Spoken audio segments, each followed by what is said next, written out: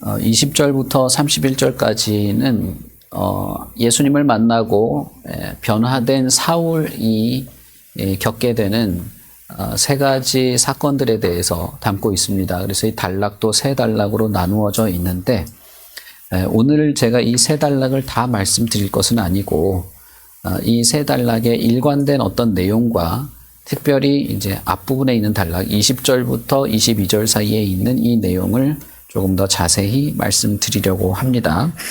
이 세 단락에 일관되는 내용은 사울이라고 하는 사람이 성령 충만하여서 성령에게 이끌린 어떤 이야기라는 것입니다. 아나니아가 사울을 만났을 때 사울에게 안수하면서 눈에 이 비늘 같은 것들이 떨어지게 되는 그 일들이 있을 때 이 17절에 아나니아가 이렇게 말하죠. 너가 오는 길에서 나타나셨던 예수께서 나를 보내어 너로 다시 보게 하고 성령으로 충만하게 하신다 이렇게 말했어요. 그러니까 우리가 지난주에 성령에 대해서 살핀 그 내용의 어떤 연장선으로 제가 말씀드리려고 하는 것입니다. 이 사울이라는 사람은 완전히 불안당 같은 사람이었습니다. 그러나 물론 이 사람이 윤리적으로 어긋난 사람이라는 뜻은 아니에요. 이 사람은 예수 믿는 자들에 대하여서 이렇게 핍박을 가하되 그 자신은 윤리적으로 어긋난 사람은 아니었습니다. 그러니까 우리 이 현대 사회에서 보는 이런 범죄자들과 동류로 취급할 수는 없는 겁니다.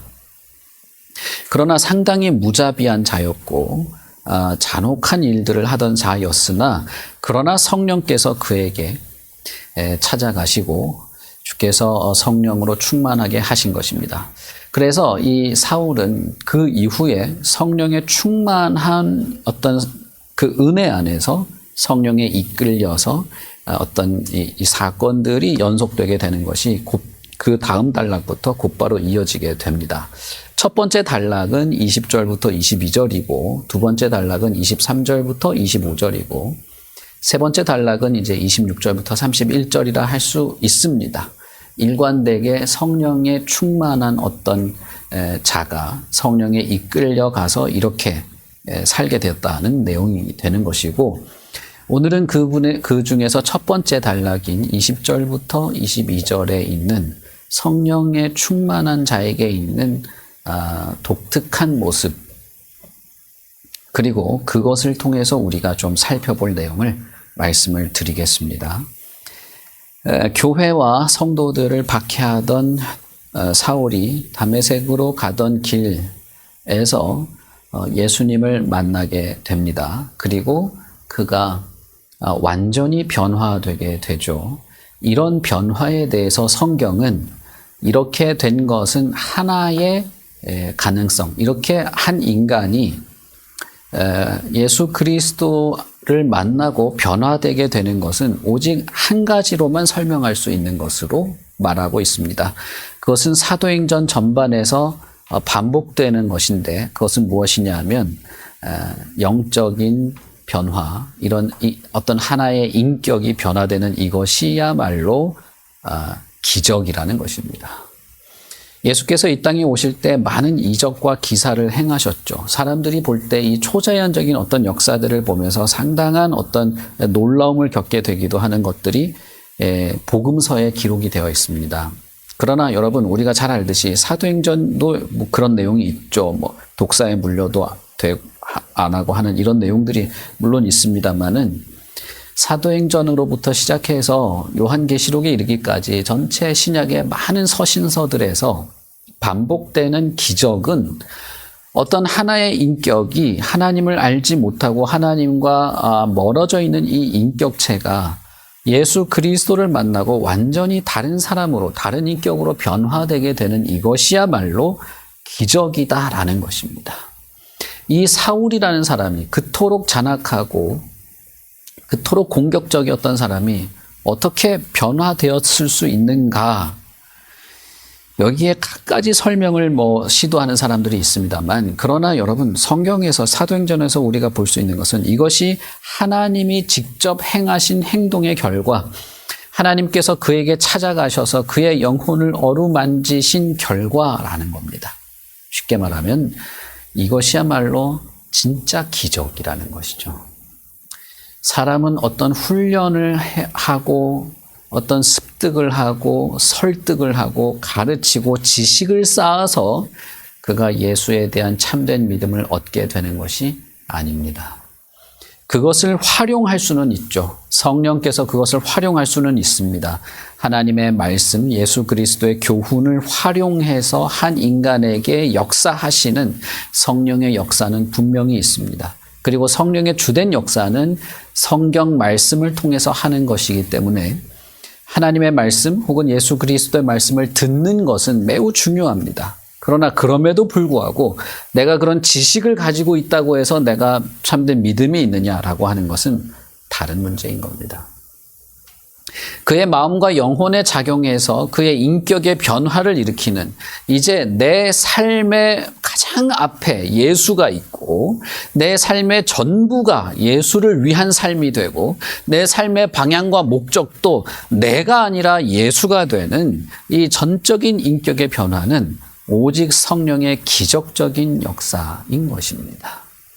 그런 면에서 가끔씩 제가 이제 교회에서 정말 안타까운 이런 일들을 보게 되는 게 뭐냐면, 지식은 뭔가 들어와 있어요. 어릴 때부터 배운 것도 있고, 뭐 교리라고 뭐 체계적으로 무슨 교리적 지식을 담은 것도 있고, 성경에 대해서 이야기를 하면 뭐 몇 시간이라도 토론이나 대화도 할 수 있을 만한 지식과 훈련과 습득은 된 겁니다. 그러나 그가 예수 그리스도를 하나님의 아들이자 나의 주요 구주로서, 내 인생 전체의 주관자로서, 내 인생 전부를 통틀어서라도 그분을 향하여 투신하고 싶은 마음의 진실함이 없는 경우를 저는 사실 종종 봅니다. 교회 안에서 그런 경우를 종종 봐요. 그래서 실제로 교회 안에 몸담아 있고 말씀에 대한 지적인 어떤 역량은 가지고 있지만, 그러나 그의 인격이 그리스도를 향하여 진실하거나 그리스도를 향한 인생으로 전폭적인 변화를 가졌는가는 물음표가 찍히는 그런 경우들이 있는 것이죠.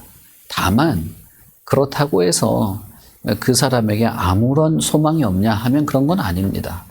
그가 그래도 그렇게 그 자리에 있는 것은 결국은 성령께서 그를 돌이키셔야만 하는 것이지만, 어쨌든 하나님의 말씀 앞에서 그를 하나님께서 돌이키고 성령의 기적적인 역사로 그를 세우시려는 기회는 그에게 있는 것이죠.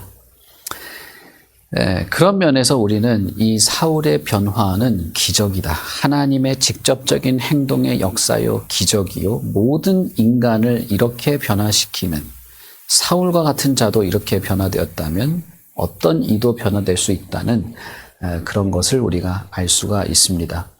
그리고 아나니아가 말한 것처럼 사울은 성령으로 충만하게 되었습니다. 자, 우리가 지난주에 성령에 대해서 특강을 통해서 말씀드렸죠. 성령 충만이라고 하는 것이 과연 어떤 것을 담고 있는 내용이냐.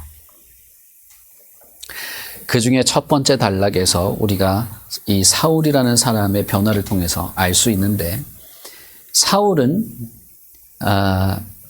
아나니아로부터 를 받고 주께서 너에게 성령 충만을 주신다 하신다 하는 말을 듣고 눈에 비늘 같은 것이 떨어지고 드디어 음식을 먹을 수 있게 되었습니다. 그러면서 다메섹에서 며칠간 제자들과 함께 있다가 즉시로 다메섹에 있는 회당으로 갔습니다. 그리고 그는 예수가 하나님의 아들이심을 전파하기 시작했습니다. 이 사울이 다메섹 회당에서 전한 것은 두 가지인데, 하나는 예수가 하나님의 아들이시다라고 하는 것과 22절에 있는 예수를 그리스도라 증언하는 것이었습니다. 자, 이것은 완전한 전폭적인 변화죠. 이건 도저히 상상조차 할 수 없는 사건이 생긴 겁니다. 왜냐하면 사울은 예수가 하나님의 아들이라고 하는 것 때문에 신자들을 죽였기 때문이에요. 그리고 예수를 우리가 몇천 년 동안 기다려오던 그 메시아 그리스도로 신뢰하는 사람들의 그 신뢰, 9장의 표현대로라면 그 도를 따르는 것, 혹은 그의 이름을 부르는 것, 이것 때문에 그토록 그 예수 믿는 사람들, 예수를 믿고자 하는 이 운동을 말살시켜야 된다고 생각했던 사람이기 때문입니다. 그럼에도 불구하고 이 사울이 성령 충만한 결과, 그 성령 충만에 담긴 어떤 것 때문에 그는 지금 예수가 하나님의 아들이다라고 다른 이에게 말할 정도로 확신을 가지게 됐습니다. 그리고 바로 그 예수야말로 우리가 기다려오던 메시아 그리스도라라고 증언할 만큼 확신하게 되었다는 것입니다. 자, 그러면 여러분, 성령 충만한 자에게 있는 아주 독특한 현상, 그가 성령 충만한 자이구나라고 하는 것을 알 수 있는 아주 선명하고 확고한 것이 무엇이라고 할 수 있겠습니까? 기도할 때 팔에서 뜨끈뜨끈한 열이 나는 게 아니고요. 예수님이 하나님의 아들임을 확고하게 믿게 되는 것입니다. 그리고 그 예수가 나의 구원자 그리스도이심을 받아들이고 확신하게 되는 것이야말로 성령 충만인 것입니다. 여러분, 제가 지난주에도 말씀드렸고 그 전주에도 말씀드렸지만 성령 충만에 대해서 내가 교회 다니면서 남들보다 조금 더 이렇게 좀 영적으로 좀 뛰어나고 뭔가 좀 기운차고 이런 식으로 생각하시면 정말 곤란해요. 그건 진짜 곤란한 겁니다. 사울이라는 사람의 이 극적인 변화를 보십시오.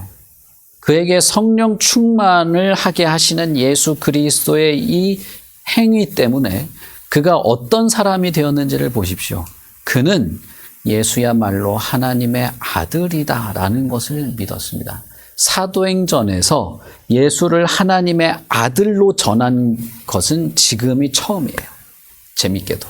그 이전에 베드로도 설교를 하고 스데반도 설교를 하고 빌립도 설교를 하고 다 했죠. 그러나 그때는 예수가 주요 메시아이다라고 전한 것인데 하나님의 아들이다라고 한 것은 여기가 최초입니다. 이것은 이제 여러 가지 이제 해석도 하고 재미있는 일화들이 이렇게 있지만 여기에서 우리가 알 수 있는 것은 사울이 다른 어떤 사람들에게 귀동냥으로 듣고 이런 얘기를 하는 게 아니라는 거예요. 그는 성령의 충만한 은혜 안에서 예수야말로 하나님의 아들이시구나라고 하는 것을 깨닫는 그 은혜가 있었다는 것입니다. 그리고 그것을 믿었다는 거예요. 마음으로 받아들이게 된 것입니다. 그리고 그것을 확신했을 뿐 아니라 그 확신에 근거해서 어떤 행위를 하게 되었는데 그것은 사울에게 있어서 다른 이들에게 예수가 하나님의 아들이심을 전하는 것으로 드러난 것입니다. 자, 여러분, 제가 여기서 오늘 첫 번째로 말씀드리고 싶은 것은 이것입니다. 성령 충만한 것, 성령의 충만한 은혜가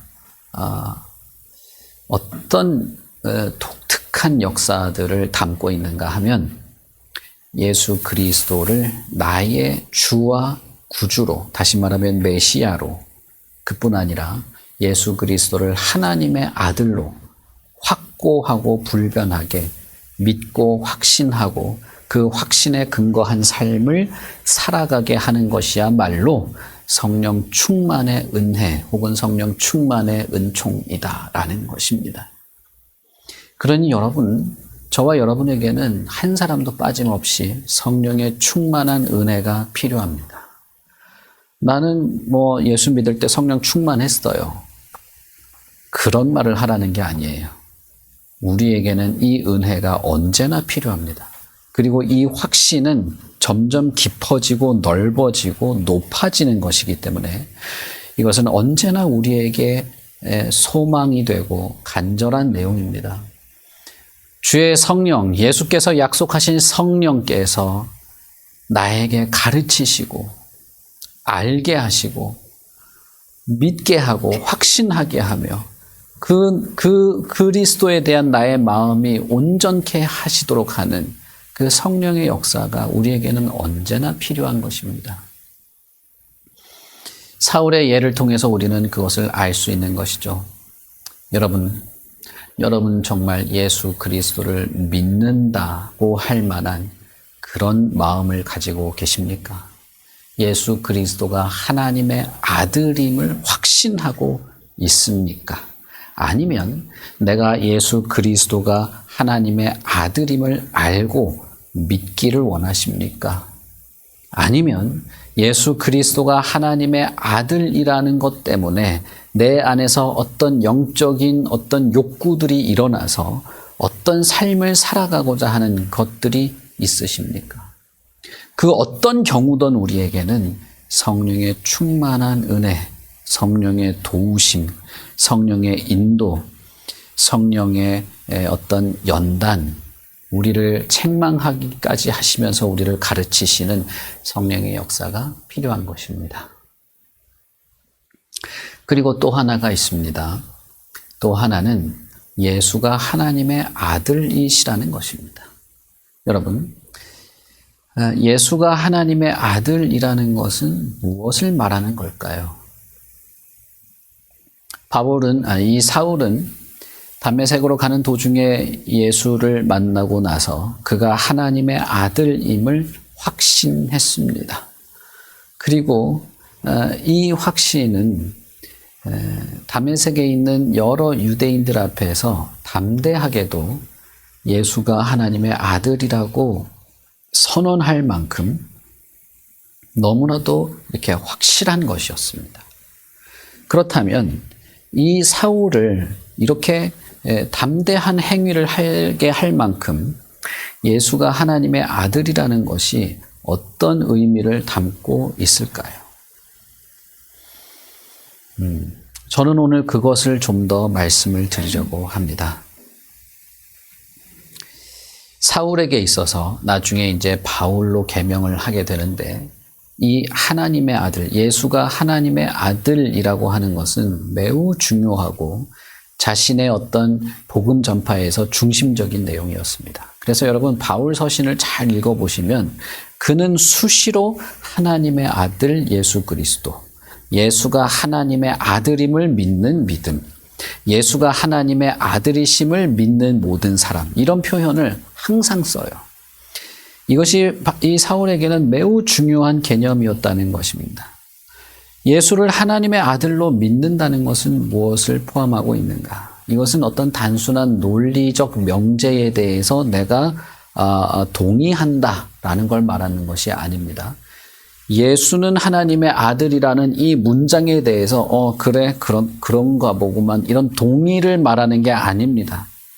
거기에는 더 많은 의미, 실제적이고 인격적 변화를 일으키는 온전한 믿음이라고 할 만한 내용을 담고 있습니다. 이것은 오직 성령을 통해서만 가능하게 되는 것입니다. 다시 말하면 예수에 대한 바른 이해, 예수가 누구인지에 대한 바른 이해의 결과 예수가 하나님의 아들이라고 진실로 고백할 수 있는 것이기 때문에 이것은 오직 성령의 역사이라는 것이에요. 그래서 여러분 지적으로 어떤 명제 A는 B다라고 하는 명제에 대해서 기독교에서는 그렇게 말하더라, 교회에서는 그렇게 말하더라 하는 지적인 동의 수준의 그런 동의를 가지고 내가 예수가 하나님의 아들임을 믿는다고 말할 만한 그런 것이 아니라는 것입니다.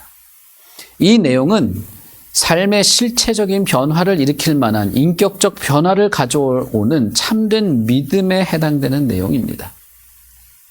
고린도전서 12장 3절에서 바울 사도는 이렇게 말합니다. 그러므로 내가 너희에게 알리노니 하나님의 영으로 말하는 자는 누구든지 예수를 저주할 자라 하지 아니하고 성령으로 아니하고는 누구든지 예수를 주라고 할 수 없다라고 말해요. 이 말은 아주 중요합니다. 왜냐하면 여러분 주여 주여 한다고 해서 다 예수를 믿는 게 아니죠. 그러나 여기 고린도전서에서는 누구든지 예수를 주라고 하려면 성령으로는 하지 않으면 안 된다고 말하지 않습니까? 복음서와 이 서신서의 내용이 상충되는 것처럼 보이지만 사실은 그렇지가 않습니다. 예수 그리스도에 대한 바른 이해는 오직 성령으로만 가능하고 그런 고백 또한 가능한데, 이런 말을 바울이 할 수 있었던 것, 사울이 할 수 있었던 것은 그 당시에 예수를 주 혹은 하나님의 아들이라고 말하면 그는 그 자리에서 죽을 수도 있었어요. 그런데도 예수가 나의 주입니다, 예수는 하나님의 아들입니다 라고 말할 수 있다는 것은 성령이 아니고서는 그렇게 할 수 없다는 거예요. 그러나 단순히 입으로 말하는 이 말투로서 주여 주여 하는 것과는 차이가 있는 것이죠. 그래서 예수님도 주여 주여 한다고 다 천국에 들어가는 것이 아니다라고 말한 것입니다. 그러므로 현대 교회에서 주여라고 말하기만 하면 된다는 식으로 가르치는 것은 매우 잘못된 것입니다. 가끔씩 그런 경우가 있죠. 이렇게 숨 넘어가는 사람한테 가서 주여 하라고, 주여 주여 해보라고 막 하라고. 그래서 이게 정신이 오락가락하는 사람이 그냥 주여 하면 와 됐다고, 천국 갔다고 이렇게 하는 것이 어떤 마음인지는 알겠어요. 그러나 여러분, 그건 성경적이지 않은 겁니다. 숨 넘어가는 사람이 있어도 그 앞에서 당신이 죄인인 사실을 알려주는 것이 더 나아요. 오직 예수 그리스도가 당신의 죄를 사하고 구원하실 분이라는 것을 말하는 것이 더 낫지, 주여 해보라고, 주여 해보라고. 그건 다른 것입니다. 어쨌든 성경은 분명히 성령으로 아니하고는 누구든지 예수를 바르게 이해하고 바르게 고백할 수 없다라고 말하고 있습니다. 그러니까 입으로만 그냥 지적인 동의로만 예수가 하나님의 아들이다라고 말하는 것이 아니라 그가 진실로 하나님의 아들임을 믿게 되는 것, 참된 믿음을 가지게 되는 것의 중요한 전제가 예수가 하나님의 아들이라고 고백하는 것임을 말할 수 있죠. 우리가 알 수 있습니다. 자, 여러분, 2000여 년 전에 갈릴리에서 활동했던 한 청년, 30대 되는 한 청년이 하나님의 아들이었다, 그가 하나님의 아들이다라고 하는 것을 여러분 정말 믿으십니까? 그것을 믿고 고백하고 확신할 수 있겠습니까? 하나님의 아들임을 믿는 것, 예수 그리스도에 대한 이해를 통해서 그가 하나님의 아들임을 믿는 것과 그가 누구인지 아는 것이 예수를 믿는 것이고 예수가 하나님의 아들이라고 하는 것에 담긴 내용이라면 과연 내가 그런 자인가를 살펴볼 수 있는 것이죠. 바울 사도는 에베소서에서 몇 가지 표현을 통해서 하나님의 아들, 예수가 하나님의 아들임을 믿는 것이 어떤 것인지를 부연 설명합니다. 에베소서 4장 13절에 이렇게 말합니다.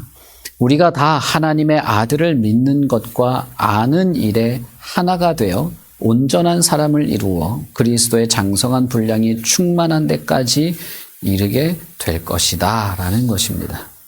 자, 예수가 하나님의 아들임을 믿는다는 것은 결국 하나의 명제에 대한 동의가 아니라 그가 하나님의 아들이기에 그에 대해서 아는 것, 그리고 그를 믿는 것에 대해서 장성한 분량에 이르기까지 충실하고 그를 알아가고 그를 확신하는 일에 내가 최선을 다하게 되는 것을 포함한다는 것입니다.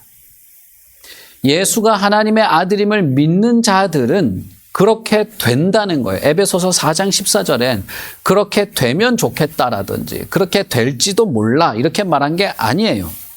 그를 믿는 것과 그를 아는 일에 우리가 한 마음인데, 우리가 누구나 다 그렇게 되던데, 그렇게 된 자들이 장성한 분량, 그를 믿고 알고 확신하는 일에 더 온전하게 성장해 가게 될 줄 나는 알고 있다. 그렇게 되더라는 거예요.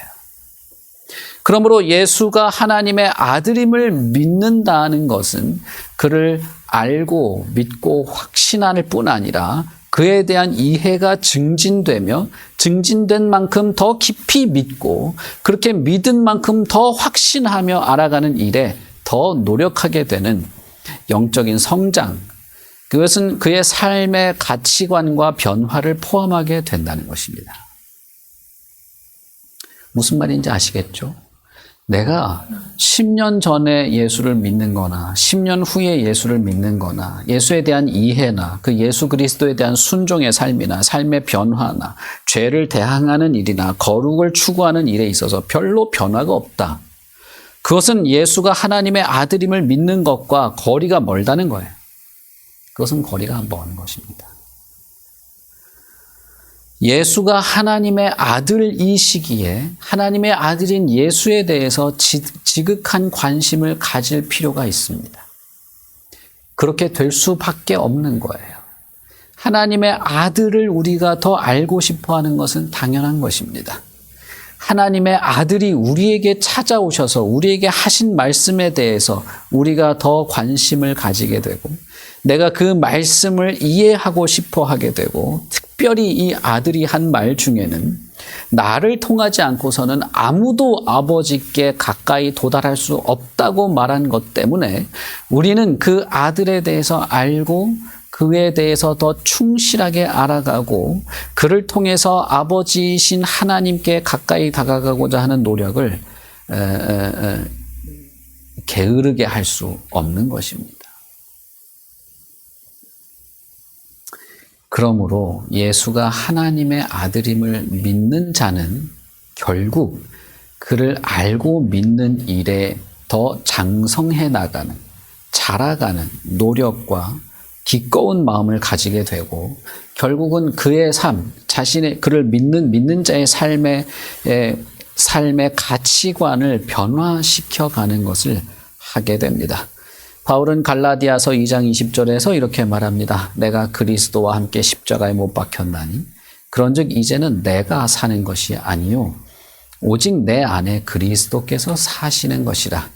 이제 내가 육체 가운데 사는 것은 나를 사랑하사 나를 위하여 자기 자신을 버리신 하나님의 아들을 믿는 믿음 안에서 사는 것이다 라고 말했습니다.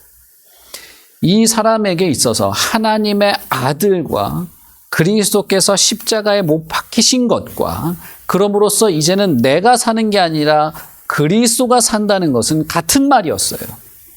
예수가 하나님의 아들이심을 믿는 그 믿음은 나로 하여금 내가 아니라 그리스도가 살아가게 하고 싶어 하게 된 것입니다. 이제는 내가 살고 싶지 않습니다. 이제는 내 개성, 내 성품, 내 마음, 내 삶의 경험, 나라는 인간이 추구하고 싶은 목적이 아니라 하나님의 아들이 추구하고 싶은 삶의 목적, 하나님의 아들이 가지고 있는 그 성품, 하나님의 아들이 베푸는 모든 삶의 은혜와 능력을 따라 살아가고 싶게 되었다. 왜 그리스도께서 내 안에 사시는 것이 되기를 바라게 됐냐면 그가 하나님의 아들이기 때문입니다. 그가 하나님의 아들이 아니라면 이럴 필요가 없죠. 그가 하나님의 아들이시기 때문에 나는 그가 하나님의 아들임을 믿기 때문에 이제는 내가 사는 그런 삶이기를 원하지 않는다는 거예요. 여러분, 우리는 이것이 얼마나 불가능한 변화인지를 잘 알고 있습니다. 여러분 자신을 한번 보십시오. 우리는 매 순간을 나를 위해서 삽니다. 내 자신을 위해서 살고 사실상은 나만을 위해서 살아요. 인간은 태어날 때부터 어머니 뱃속에서부터 그렇게 찌들어 있습니다. 그래서 조그만 간식거리 주전부리 하나 먹는 것도 자기 취향으로 먹는 거죠. 삶의 방향과 목적, 내가 주님을 섬기는 것도 정말 교묘하게도 자기 식대로 하는 겁니다. 그래서 내 기준, 내 상식에 안 맞으면 하나님이고 뭐고 다 필요 없이 여기는 것이 사람이에요. 저는 정말 마음이 안타깝고 아플 때가 많습니다. 성경에 하나님이 이렇게 말했는데 나는 그게 아닌 것 같다. 나는 그렇지 않다. 나는 그런 사람이 아니다. 이렇게 말하는 겁니다. 여러분, 그런데요. 하나님의 아들이 내 안에서 하나님의 아들로서 살아가는 삶의 방향을 만약에 제시한다고 할 때 그것을 내가 좋게 여기고 내 취향, 내 성격, 내 성품, 내 인생의 목적, 내가 달성하고 싶은 내 인생의 어떤 그런 찬란하고 아름다운 내 인생을 포기하고 하나님의 아들이 살고자 하는 삶으로 살아가게 되는 그런 마음을 가지게 되는 것은 정말 이건 기적입니다. 이건 기적이에요. 우리는 얼마나 복수심이 많은 자들입니까? 얼마나 원망이 많은 자들입니까? 이 원망의 감정이라는 것이요. 정말 그 인생을 다 부셔버리는데 그럼에도 불구하고 이것이 멈춰지지가 않습니다. 멈춰지지가 않아요. 나만 부시는 게 아니라 다른 사람도 다 망가뜨리는데도 원망과 복수심이 사라지지가 않아요. 예수께서 그토록 교회를 사랑하고 원수를 위해서 기도하라고 했음에도 불구하고 사람을 싫어하는 그런 사람들이 많습니다. 심지어는 자기 자신도 싫어하는 사람이 많아요. 가끔씩 보면 이 인류에 대한, 인간에 대한 혐오감을 가지고 있는 사람들, 그걸 자랑하는 사람도 있어요.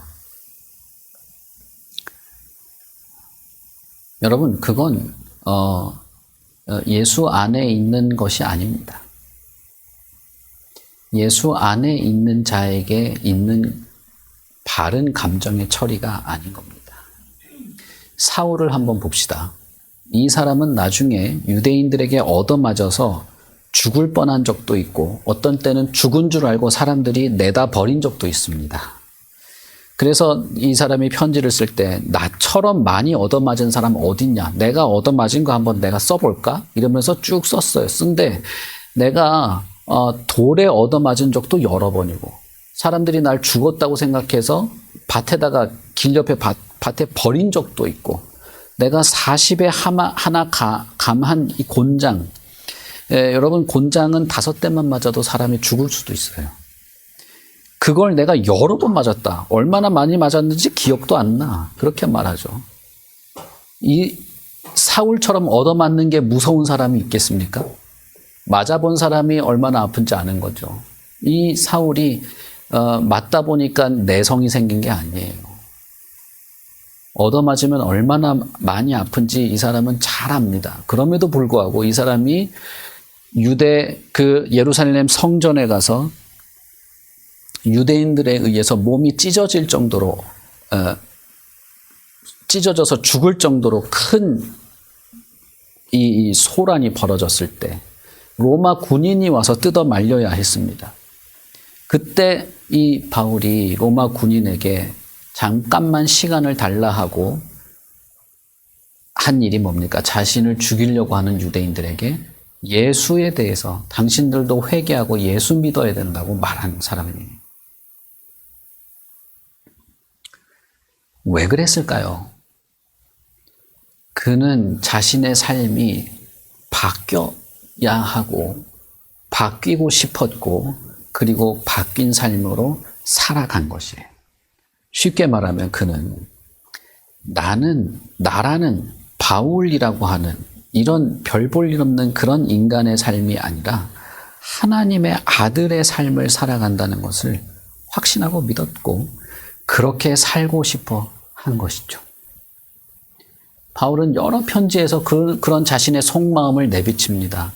나는 이미 이룬 것도 아니지만 나는 끝까지 그리스도를 잡고 싶어서 달려간다.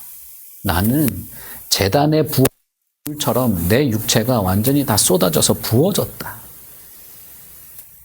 그럼에도 불구하고 내 삶에서 나는 내 삶이 예수 그리스도라고 하는 그 울타리 안에서 내가 발견되고 싶다. 그렇게 말하죠. 예수가 하나님의 아들이다라는 것은 이것을 포함하고 있는 것입니다. 그러나 이것은 이 바울에게만 있는 것이 아닙니다. 신약 성경의 사도들이 전한 복음의 핵심, 많은 사도들도 동일하게 말합니다. 신약 성경의 사도들이 기록한 이 모든 말씀, 이 복음의 핵심은 예수 그리스도를 하나님의 아들로 믿음으로써 변화되고 새로운 삶의 가치가 생기고 새로운 인격체로 살아가게 된 것으로서 예수 그리스도를 하나님의 아들로 전하는 것입니다. 사도 요한은 예수를 하나님의 아들이라고 믿고 시인하는 것이야말로 참된 믿음이라고 말했습니다. 요한일서 4장 15절에서 사도 요한은 이렇게 말합니다. 누구든지 예수를 하나님의 아들이라 시인한다면 하나님이 그의 안에 거하고 그도 하나님 안에 거한다. 초대교회에서 이단을 구분하는 가장 중요한 표지 중에 하나는 예수를 하나님의 아들로 시인하는가라는 것이었습니다. 여러분, 지금도 이 이단들이 예수를 선지자 중에 하나로 생각하거나 실패한 선지자라고 생각하는 그런 이단들이 많죠. 이 당시에 이들이 예수를 하나님의 아들이라 시인한다는 것은 사실상 자신의 목숨을 건 고백입니다. 그럴 수 있었던 것은 예수를 하나님의 아들로 시인하고 믿는다는 것이 참된 신앙의 표지로 말할 만한 그런 중요한 내용이었다는 거예요. 그러니 이것은 단순히 말로만 어쩌고 저쩌고 말하는 게 아니에요. 나도 알아, 다 아는데 내가 더 이상 배우고 믿을 게 있어? 그게 아닌 겁니다. 그럼으로써 자신은 이 세상에서의 삶이 어떠해야 하고 나를 주관하는 분이 누구며 결단코 내가 포기할 수 없이 살아가야 할 삶의 방향까지도 확실히 알게 되는 것이죠. 바울 사도는 하나님의 아들이신 예수 그리스도로 인하여서 예수 그리스도를 믿는 신자들은 더 나아가서 어떤 독특한 신분, 어떤 독특한 지위까지 이르게 된다고 말했습니다. 그러니 내가 예수를 하나님의 아들로 믿고 그 믿은 것 때문에 내가 완전히 다른 삶을 살아가게 되는 것뿐 아니라 그런 종교의 활동적인 삶의 어떤 면에서만 아니라 예수를 믿는다는 것은 실제로 그 믿는 신자가 독특한 신분으로 변화된다고 말합니다. 여러분, 로마서 8장 생각나십니까? 로마서 8장에는 로마에 있는 입양 문화, 자기가 낳은 아들이 아니지만 유능한 자를 자기 아들로 입양하는 그 입양 문화를 8장에서 잠깐 언급하죠. 언급하면서 하나님의 영으로 인도함을 받는 사람은 곧 하나님의 아들이 된다라고 말하죠. 로마서 8장 14절에 있는 내용이죠. 바울 사도는 하나님의 아들을 믿는 것, 하나님의 영이 아니고서는 예수를 하나님의 아들로 믿을 수 없는데 이렇게 하나님의 영으로 인도함을 받은 사람은 그도 하나님의 아들로 인정받게 된다는 거예요.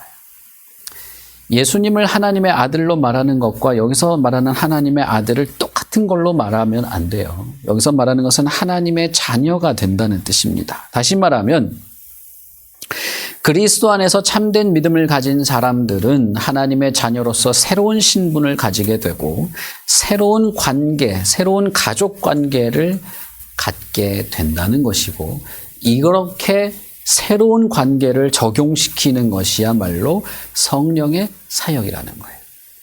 하나님의 영으로 인도함을 받는 사람은 하나님의 가족이 된다는 겁니다. 그럼으로써 하나님을 아버지라 부를 수 있게 되고 예수께서 하나님의 아들이신 것처럼 나도 예수님의 신분처럼 하나님의 아들로 인정받게 된다는 겁니다. 예수를 믿는 모든 신자를 하나님에 의해서 입양된 하나님의 자녀 혹은 하나님의 아들 혹은 하나님의 딸로 이해하고 믿는 이런 가족 관계 안에서 우리는 모든 삶의 방향과 기준과 목적이 바뀌게 되는 것입니다. 바울 사도가 뭐라고 말합니까? 너희는 다시는 무서워하는 종의 영을 받지 아니하고 양자의 영을 받았으므로 우리가 아바 아버지라고 부르짖느니라 라고 말합니다. 예수가 하나님의 아들이시기에 우리도 그 예수처럼 하나님의 아들로 여겨질 수 있고, 그리고 우리는 하나님을 감히 아버지라 부를 수 있게 된다는 것입니다. 이제는 두려워하는 종, 주인이 나한테 뭐라고 하면 내가 그걸 똑바로 못하면 혼나겠지, 잘해야지 하는 그런 무서워하는 종의 영이 아니라 아버지를 사랑하는 마음으로 무엇이든지 하고, 아버지는 그 자녀를 사랑하는 마음으로 무엇이든지 베푸는 완전히 새로운 관계 속에서 살아가게 될 수 있다는 것입니다. 그러므로 이러한 성령 충만한 역사, 성령의 역사는 실제로 신자들 안에서 역사하여서 그리스도와 연합, 하나님의 아들인 그리스도와 신자가 연합하게 되고, 그래서 신자도 아들처럼 여겨지게 되고, 그래서 그리스도를 옷 입은 것처럼 그리스도와 닮은 삶을 살아가게 하는 것입니다. 너희가 다 믿음으로 말미암아 그리스도 예수 안에서 하나님의 아들이 되었다. 누구든지 그리스도와 합하기 위하여 세례를 받은 자는 그리스도로 옷을 입었다 라고 말하죠. 그리스도로 옷 입는 것과 그리스도 예수 안에서 하나님의 아들이 된 것을 같은 것으로 말한 겁니다. 그래서 갈라디아서에서 우리는 성령의 충만 혹은 예수 그리스도와 하나가 된 것 혹은 말씀의 충만이 비슷한 말로 말해지고 있는 것을 알 수 있습니다. 여러분, 예수를 믿는다는 것은 무엇입니까? 예수가 하나님의 아들임을 믿는 겁니다. 그런데 하나님의 아들임을 확신하고 믿게 되는 이 성령의 전폭적인 역사는 자신의 마음 안에 예수 그리스도와 함께 내가 하나님의 아들이 된다는 것을 알고 믿고 누리게 합니다. 그것은 사실 너무나 대단한 것이어서 이것이야말로 하나님이 이 세상을 창조한 창조 목적 중에 하나라고 말하여질 정도입니다. 바울 사도는 로마서 8장 19절에서 이렇게 말하죠. 피조물이 고대하는 바는 하나님의 아들들이 나타나는 것이다. 우리는 이 피조 세계가 허무한 데 굴복하여서 썩어짐의 종노릇하고 있다고 하는 바울의 표현을 잘 압니다. 이것은 에덴 동산에서 아담이 타락한 이후에 에덴 동산에서 쫓겨날 때 이 자연 세계도 함께 저주를 받게 된 것을 염두에 두고 하는 말입니다. 하나님이 이 온 우주를 창조하실 때의 창조의 본래 목적은 이 인간이 하나님의 사랑하는 아들 예수와 닮은 꼴로 하나님의 아들이 되는 것이었습니다. 이것을 모든 피조 세계가, 타락한 이 세계에 있는 피조 세계가 고대하고 있다는 거예요. 그러니 여러분, 나 같은 인간이 예수를 믿게 되는 것은 단순히 너 예수 믿어, 그리고 편안하게 살아, 마음이 편해지고 네가 행복해지고 사람들이 너를 오해해도 너는 뭐 괜찮고 이 정도 수준으로 끝나는 것이 아니에요. 나를 위한 예수를 전하는 게 아닙니다. 하나님이 지으신 이 모든 피조 세계가 고대하는 바, 하나님이 인간을 만드신, 하나님이 저와 여러분을 창조하신 원래의 그 목적, 하나님의 아들 예수 그리스도 안에서 우리도 하나님의 자녀로서 살아가게 되는 것, 그것이 하나님이 온 우주를 창조하신 창조 목적 가운데 있는 것이었습니다. 그러니 여러분, 예수 그리스도야말로 하나님의 아들로서 우리에게 샘플로, 우리의 믿음의 대상으로, 우리도 그와 같이 될 수 있다는 소망으로 우리 안에 믿음의 내용으로 있는 것입니다. 이 믿음, 여러분, 이 믿음을 가질 수 있는 것이 얼마나 대단합니까? 우리가 그것을 바라볼 수 있는 게 얼마나 대단합니까? 내가 하나님의 가족이 될 수 있다는 것을 소망하고 바라고 그렇게 되고 싶어 한다는 것이 얼마나 대단합니까? 나사렛의 어떤 그 가난한 목수의 집에서 태어난 그 자가 하나님의 아들이었다는 이 사실이 우리에게는 대단한 것을 말해주고 있는 것입니다. 사실 이가 가나안의 수천 년 전에 이 이스라엘 갈릴리 어느 구석진 시골의 목수 집안의 아들로 태어나기 전부터 예수 그리스도는 하나님의 아들이었어요. 그는 영원 전부터 하나님의 아들로 있었습니다. 그리고 그 하나님의 아들 안에서 우리도 하나님의 자녀, 하나님의 아들로 받아들여지게 됩니다. 그러니 이 하나님, 성부이신 하나님에게 아들이 있었다. 예수라고 하는 아들이 있었다는 이 사실은 우리에게는 사실상 유일한 소망일 수도 있습니다. 저와 여러분에게 유일한 소망일 수 있는 거예요. 그는 자신의 영원한 아들인 예수처럼 나 같은 자도 기꺼이 아들로 자녀로 받아주실 수 있는 분이라는 겁니다. 그게 우리 앞에 샘플로 보여졌어요. 실제라는 것을 우리가 알 수 있게 됐습니다. 그게 개념이나 누구의 망상이 아닌 실제로 우리에게 보여진 거예요. 그러니 여러분, 우리가 예수를 믿는 것은 그가 하나님의 아들임을 믿는 겁니다. 그리고 그 하나님의 아들 안에서 우리가 살아갈 수 있음도 믿고 그렇게 살아가는 것이죠. 그렇게 살아가는 것은 성령의 능력을 덧입어서 살아가는 것입니다. 여기서 보시면 22절에 보시면 사도행전에서 사울에 대해서 이렇게 말합니다. 사울은 힘을 더 얻어 예수를 그리스도라 증언하기 시작했다는 것이죠. 여기서 사울이 힘을 더 얻었다는 것은 그가 음식을 먹고 힘을 얻었다는 그 앞절에 있는 말과는 다른 것입니다. 그가 예수를 하나님의 아들로 믿고 전파할 뿐 아니라 예수가 그리스도임을 강하고 담대하게 전할 수 있는 강함을 얻었다는 거예요. 여기서 사용된 힘이라는 단어는 에디나무토라는 단어인데 이것은 성령의 능력을 말할 때도 쓰여진 단어입니다. 다시 말하면 이 사울이라는 사람이 힘을 얻어서 자신이 뭔가를 하게 된 이것은 성령의 능력을 힘입어서 하게 됐다는 거예요. 이것은 에베소서 6장 10절에 있는 것처럼 바울 사도가 당신들이 주 안에서 그의 힘의 능력으로 강건하여질 것이다 라는 말과 같은 말입니다. 여기서 그 힘의 능력은 성령의 능력을 말하는데 여기서도 같은 단어가 쓰여졌습니다. 바울 사도는 빌립보서 4장 14절에서도 이렇게 말합니다. 내게 능력 주시는 자 안에서 내가 모든 것을 할 수 있다. 디모데에게는 이렇게 말합니다. 주께서 내 곁에 서서 나에게 힘을 주심은 나로 말미암아 선포된 말씀이 온전히 전파되도록 하기 위함이다 라고 말합니다.